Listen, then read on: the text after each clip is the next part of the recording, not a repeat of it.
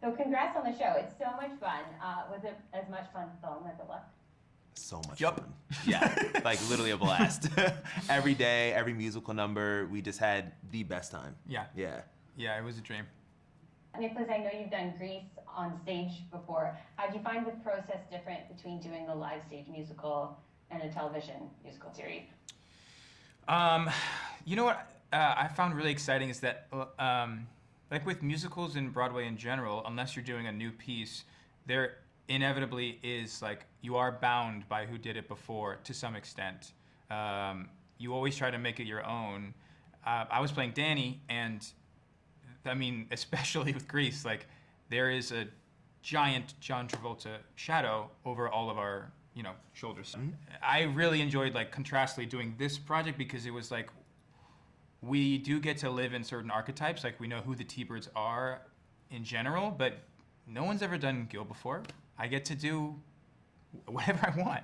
I can do whatever I want. Like that freedom was so exciting, and I just loved it. And I think everyone felt that way. And we were so blessed to have Annabelle and Alethea and Jamal and Justin to be so encouraging with us to really make our characters our own and lean into that.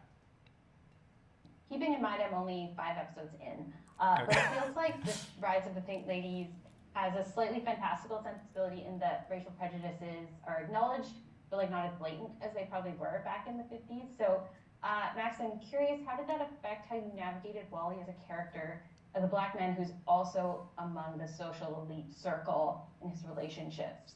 Great question. That's something that we explored pretty extensively with our creative team because it was something important to me to understand how we were going to go about depicting that. And I think what we netted out was, in Grease, it's a depiction of the 50s through the lens of the 70s. And so we sort of, in that spirit, are depicting the 50s through the lens of the 70s through the lens of 2023. And we have those elevated moments. In original Grease, you have the floating car, and you have a female auto body shop teacher. You have things that weren't necessarily the norm back then or even real, but that's a part of the charm. And I think we usher that into our series as well.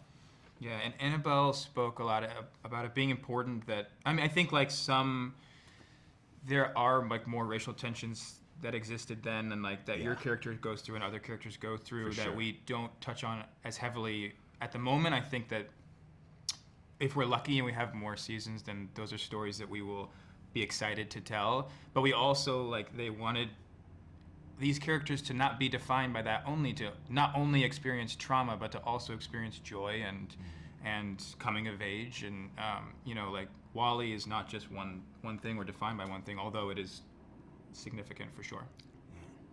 What were your favorite numbers to film?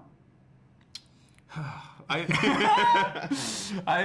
go back and forth so much, but I think New Cool was probably my favorite, or there's a big ensemble number at the school dance in episode 8, which was probably my favorite, but you'll have to watch and see what it is. Mm-hmm. Yeah, looking forward to that. Yeah, I think I have to piggyback on that and say episode 8, that big ensemble number is just so iconic. And then at the end of episode 8, there's